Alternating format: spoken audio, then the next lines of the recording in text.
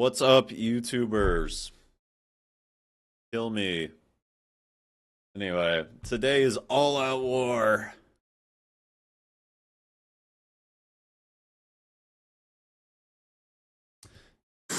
Let's get into it. The Democratic Party facing an identity crisis, and the knives are out for leadership.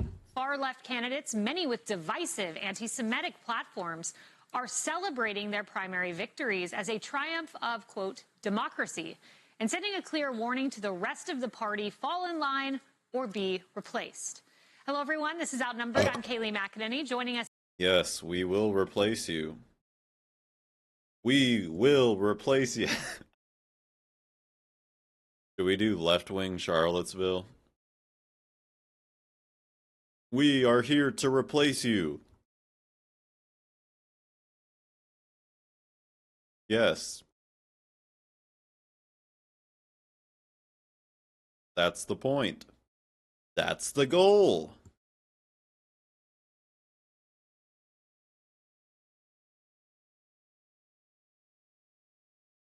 Yeah, that's the goal. That's the point. We are here to replace you.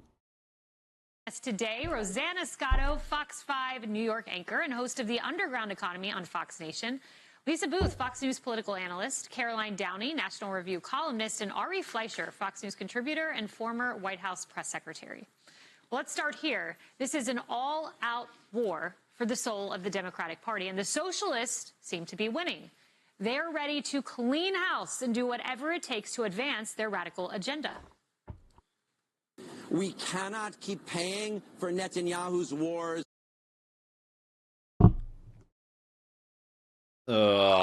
Dude. Yeah, next year Brad's gonna be saying we cannot be paying for Yair Lapid's wars. As if Israeli society is against bombing Lebanon and Iran. They're not. Guess what? They're not. They want it. They're mad at Netanyahu that he was even letting this memorandum of understanding be signed by Trump. With our tax dollars. And we have to use every tool in the toolbox to make sure that we abolish ICE and keep our immigrant neighbors safe. The work continues, my friends. Solidarity forever. Abolish ICE. Free Palestine. I like how they cut her off right before she says, join a union, join your DSA, solidarity forever. I guess because the Fox News audience has never thought of those kinds of things. Like those mild political acts. Joining a grassroots organization or unionizing their workplace. They probably have never even heard the word solidarity. What I heard from many voters is they do want a different kind of politics. If everyone watching this right now made a contribution, we'd reach our goal in seconds. But I know not everyone can give right now. So if you care about... I'm not giving. Go get... If James wants my money, he can say... He can go the... what's that lady in San Antonio? Maureen Galindow, that conspiracy theorist that won the Democratic primary for a House seat, or no, wait, I forget what she won. She won like a primary. She won a congressional primary though. Michigan Senator Alyssa Slotkin sees the writing on the wall. She was dubbed a rising star by Chuck Schumer just last year, but she is now openly calling for Schumer and House Democrat leader Hakeem Jeffries to step down. There is every single day a debate going. Step down. Hey, give me the seat. Let the CIA run the show, guys. Y'all are fucking it up. On in the Democratic Party. And for me, this is why I'm a big believer in just new leadership, significant change. The old model. She just wants to save her ass. That's all. She knows she's fucking unpopular with the actual activist base. So she's just trying to save face here. She would have been calling for change of leadership a year ago if she was actually serious. Models do not work for people, and that includes in the Democratic Party. We need new leadership in the White House. Or at least she would have been calling for it, earlier this year when the Democrats weren't doing shit about ICE murdering American citizens, and they still are barely doing shit about ICE. Those ICE murders in San Antonio and ICE kidnappings everywhere else. Anyway. The House and the Senate, and on both sides of the aisle, that includes Democrats. If people can't understand that the game has fundamentally changed and they can't adapt, then they need to let others. Fox News contributor. Yeah. I think Elise Stefanik is at least. She's aware enough that the communist movement in America is growing in popularity and strength. So she's trying to be like, look, Schumer, Jeffries, you can't keep playing this game. You gotta at least pretend that you care. I don't know. That's my read. Hugh Hewitt sums it up this way, writing this for our website. Democrats cliff dive over the far left edge of American politics. Some in the party are trying to stand up to the extreme far left. More than a dozen Democratic lawmakers, but keep in mind there are hundreds of them, and candidates have signed a so-called promise to America, which includes pledges like we are capitalists, not socialists, and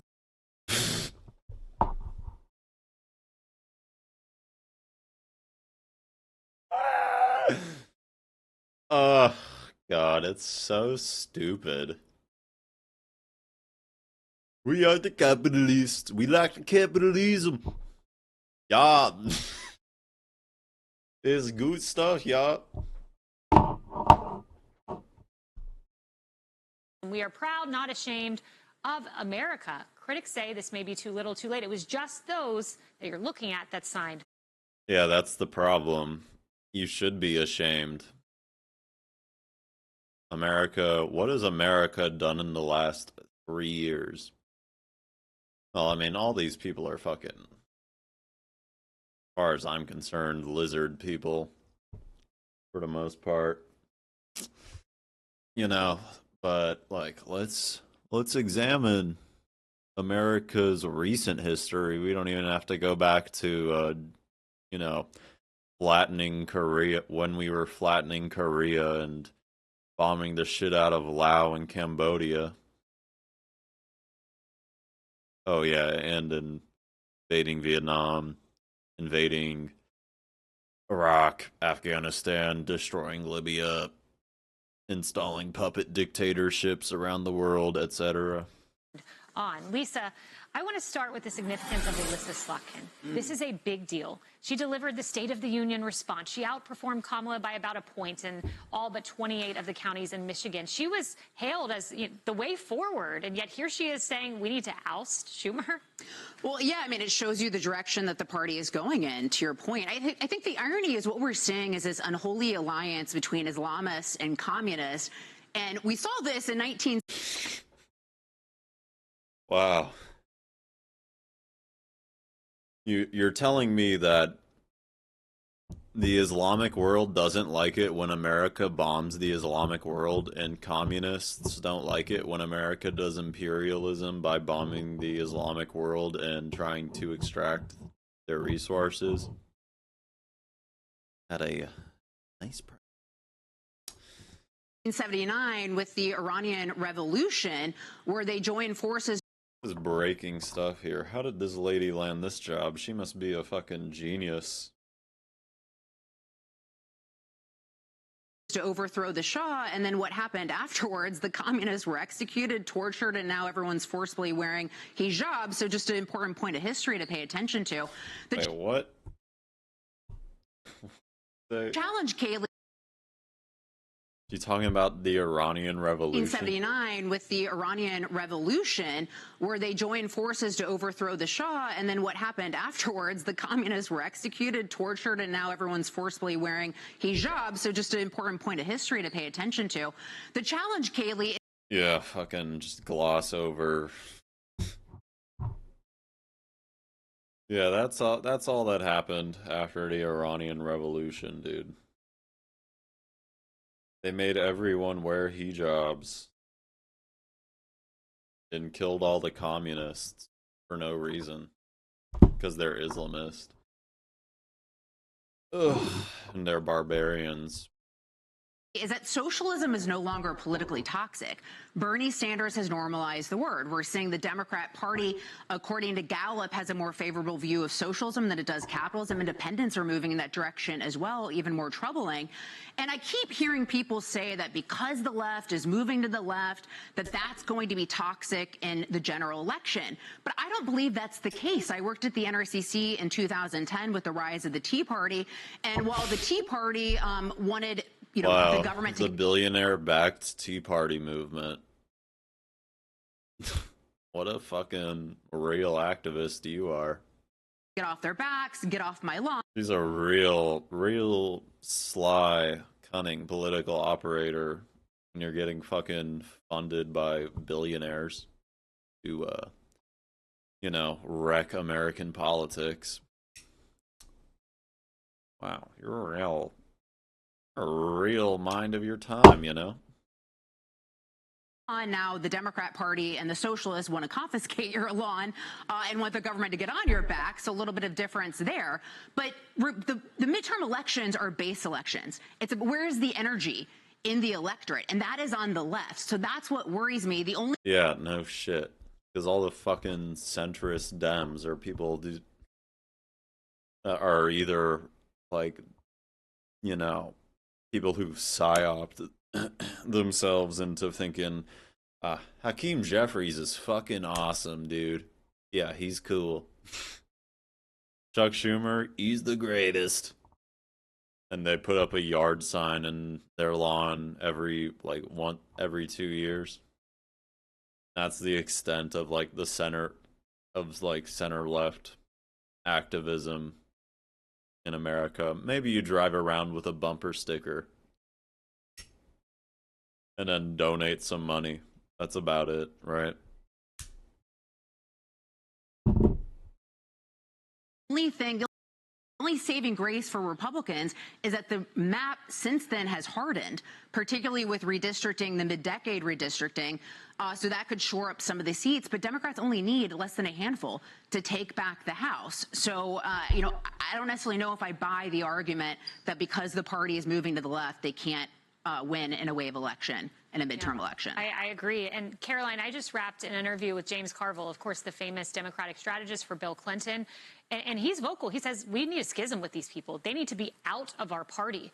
But where are the other voices? Because he's won the elected officials. You've got John Fetterman, you've got Alyssa Slotkin, and then you've got 13 House Democrats. Yeah, they need to speak up before it's too late. And some Democratic establishmentarians are learning that Marxists are never satisfied. They're constantly looking and scouring for more enemies to destroy. They have to divide and conquer. This goes back. Oh my god, this is so funny, dude. Yeah, Marxists are the ones dividing and conquering people, not American imperialists and capitalists and colonizers. It's actually the guys who were fighting against the American imperialists, capitalists, and colonizers that are trying to divide people. Oh, notes from the mirror world, dude. It's awesome. I swear she just heard maybe she heard James Tallarico say these billionaires are dividing and conquering, or some left-wing guy say that. Now she's just deploying that without any fucking critical thought.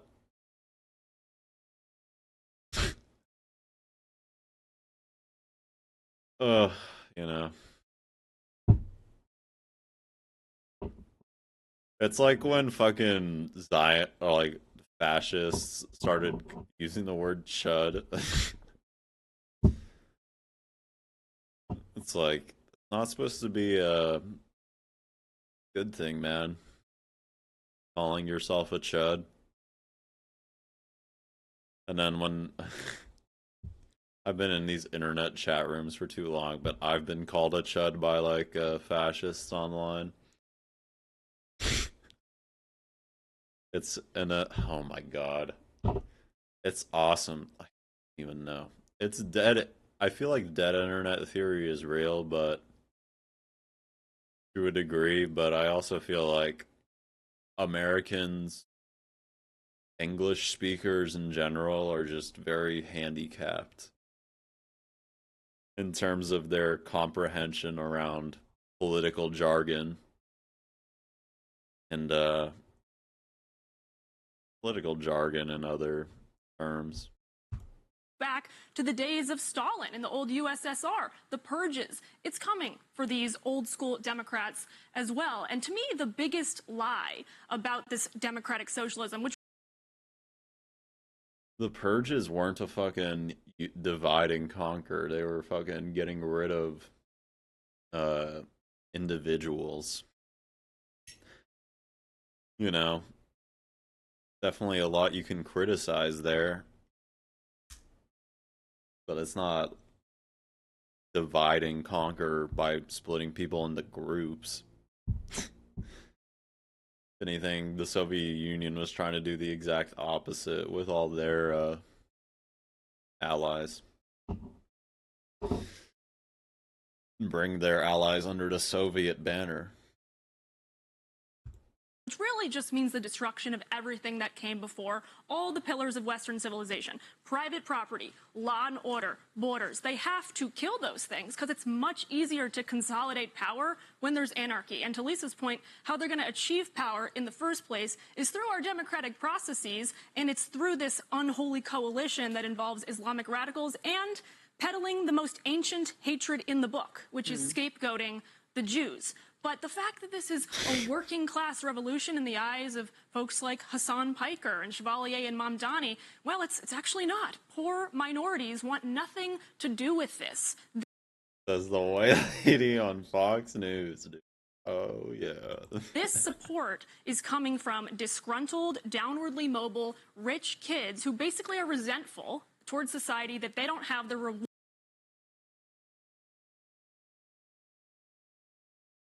This lady, the leader, the elected, you're talking about this lady, a downwardly mobile rich kid. Isn't she like one of the first people in her family to go to college? Something. I don't know. I know she comes from a fucking poor family, though. Rewards that they think they deserve. Karl Marx was from wealth. His parents owned vineyards. I mean, this is the vanguard. Okay. You're on Fox News. Look at your face. Like, you look like you put a fucking money spread all over your face and fucked it up. That money spread in your Of Mamdani and Chevalier. It's these elites who are unhappy with their lot in life, and so they're going to destroy the country from within. They're lazy. Yeah, no doubt. You know, Oh, awesome. They're lazy. Yeah, no doubt. look when you Oh, oh my. Fox News look at this, is Ari, awesome. this 13 Democrats that signed on in the House to supporting capitalism. They signed on to pride in the United States. 13 House Democrats. There are 212. Well, Wow. you just put your finger on it. This is America last. Yeah. This is America I don't like. That's the problem. This is why you wash your The slammer meme. America last, dude. That's the banner, right? Can I find it? It's gonna add too much time to this video. hands with the American flag, as newly about to become Congresswoman Chevalier in New York is espoused. Look at the crop that the Democrats are putting up. Huge opportunity for Republicans now. Huge opportunity for Republicans to keep gaining support among working, blue-collar, Hispanics, blacks. Remember the rally President Trump had in the Bronx, where he had a huge crowd of working-class people in New York City. He improved his numbers in New York City, not among the college-educated hoi polloi who are the ones who support socialism. You're exactly right. He improved it among working-class people who are just too busy for this nonsense. Wow, the working class hoi polloi.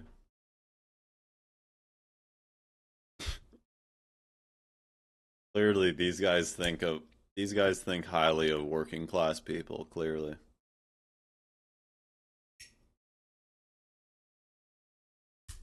It's also funny because they don't really seem to understand that all these fucking college students are also working class.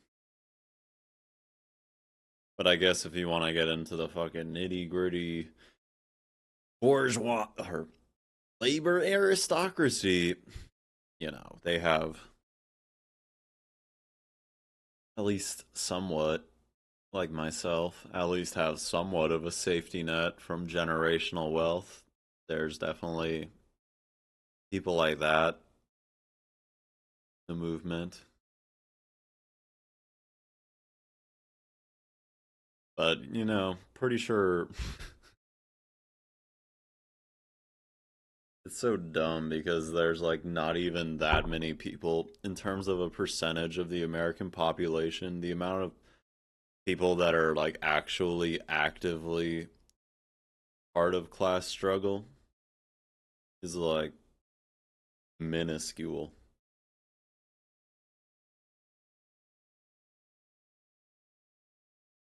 You know?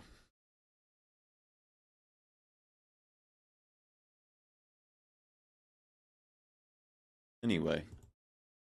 But what nonsense it is. You've got in Maine a guy who says he's a communist running for the Senate. You have in New Jersey a guy who was a character witness on behalf of an Arab sheikh who masterminded the first attack on the World Trade Center. You have another social. So stupid. Talking about Abdul El Sayed. It's not even a real story. At least with the Graham Plattner one, that's real. Yeah, I hope he's a communist. That'd be sick if he still privately self-identifies as a communist. I suspect he does. Socialist in Philadelphia, a socialist elected mayor in Washington, D.C. The landscape is rife for Republicans to make examples out of the wackiness of these people. And here's my favorite example of the wackiness. So you have newly elected, she's about to come out, Congresswoman from New York City, Claire Valdez, who said she wants to abolish TSA pre-check and nationalize the airlines. She wants to abolish that which was just nationalized and then nationalize something else.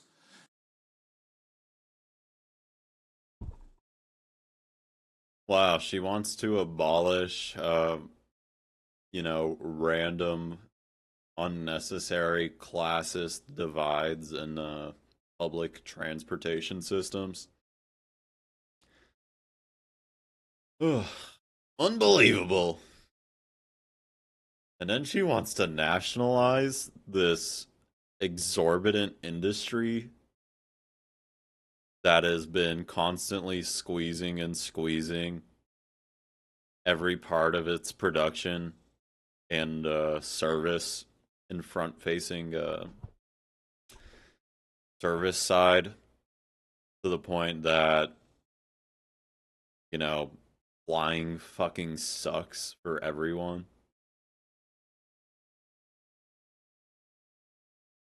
You know? Unbelievable. Wow. Terrible. I can't believe we would want to nationalize an industry that is run by an industry that has life and death power over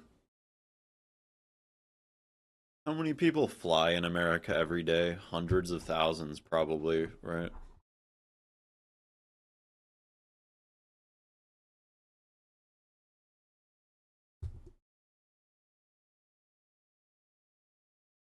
Wow, she wants to nationalize an industry that has life and death powers over 2.7 to 3 million Americans every single day. Unbelievable, dude. That sounds crazy! To have public accountability for that industry? What is this, madness? Okay. Where is this is just so wacky. It makes no sense. It doesn't add up, but this is what we get. Although I might be on. Oh my god.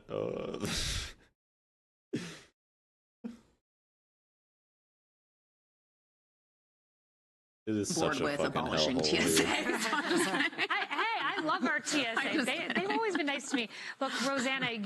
No wonder I have no friends, dude.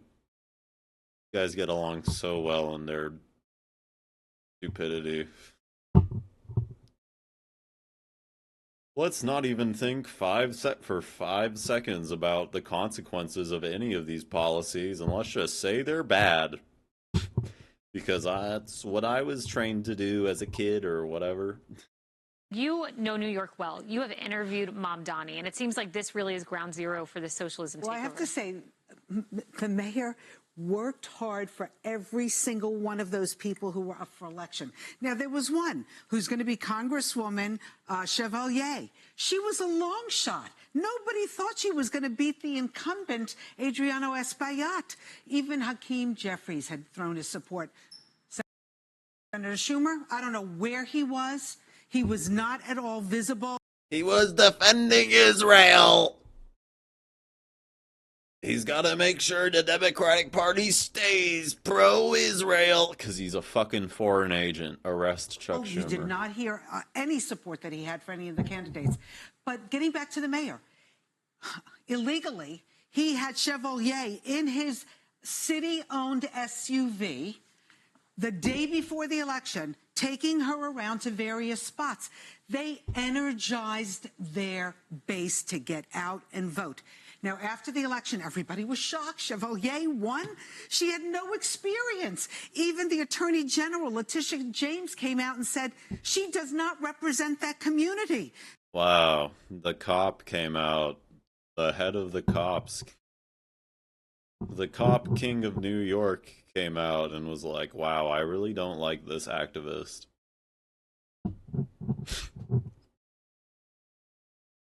Ugh. I wonder if these people ever go to a protest, you know, like what would they learn? To blow their minds if they ever like listen to any of these like activists give their speeches at protests about what's happening in the world. Or no, it's just gotta be, let me stay in my bubble. There's no way that she should be going to D.C. Too late. We're with the Democrats. The Democratic Party is falling apart. They need to wake up.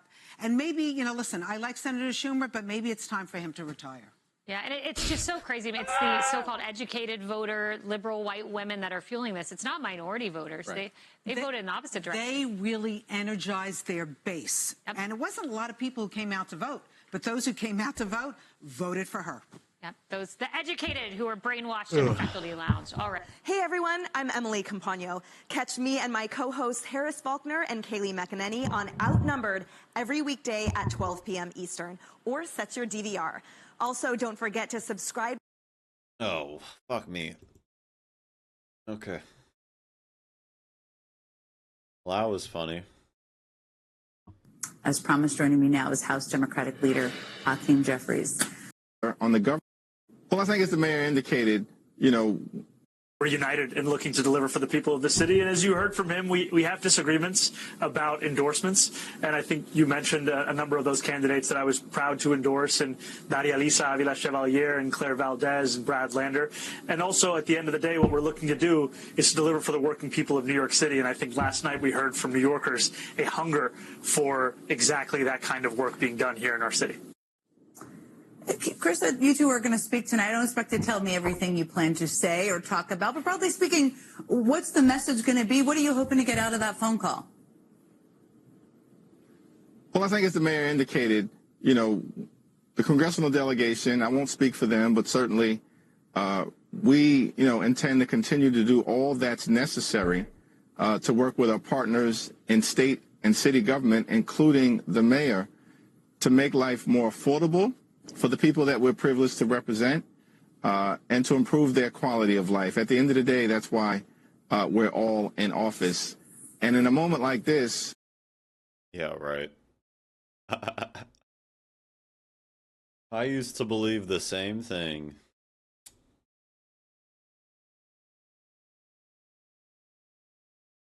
Anyway. We really, you know, have to move forward together on the governing side in an all hands on deck fashion because we're dealing with a level of extremism that Donald Trump and the Republicans are unleashing on the American people that is unprecedented. It's one of the reasons why, of course, at the end of the day, our focus. That's like the only valid point. Like the only thing of substance he's probably going to bring up here is Donald Trump is bad and he's doing a lot of extremism. But and we got to work together to fight that extremism. Anything else? Majority or minority leader Jeffries? Not really. Focus here in Washington is actually trying to defeat Republicans and to flip back control of the House of Representatives so we can end this national nightmare and continue to move our country toward a more perfect union. That's not the place that we're in right now. And so, you know, I look forward to the conversation that we'll have. I think we've both been clear that we've agreed to disagree on some of these endorsements. There were 2 endorsements where we were on the opposite side.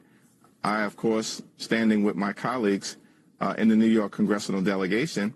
I'm proud of the fact that several other of my colleagues, of course, decisively won re-election, whether that's Grace Meng or Richie Torres, Yvette Clarke, just to name a few. For whatever the reason, those races didn't catch a lot of attention. I'm also... yeah, because they didn't have socialist challengers.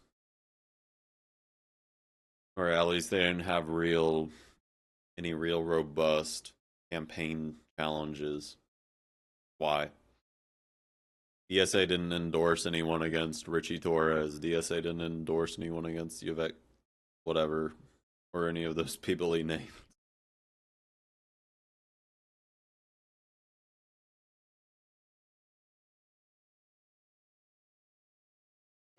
Anyway. Thankful for the fact that we... Yeah, the activist base of New York was not activated against Richie Torres and those other people. Next time, hopefully they will be. And, you know, then Richie Torres can spend the rest of his life eating shit and dying. Hopefully in a jail cell. Anyway. Finally have some resolution. We had at least 2 strong candidates in New York's 17th congressional district currently being rented by Mike Lawler, but Kate Conley emerged. She's a decorated, courageous, patriotic combat veteran. Okay. I'm bored. What did Lisa Stefanik Your business say? is only using 20% of its data. You could look for the other 80%. Elise, you hold your book up. Ugh. Poison Sit here ivy. for 22 minutes. Fuck that. Find a good quote. Alright, YouTubers, let's end the video with a fun one. And now, I will demonstrate the spirit of the ancient tradition.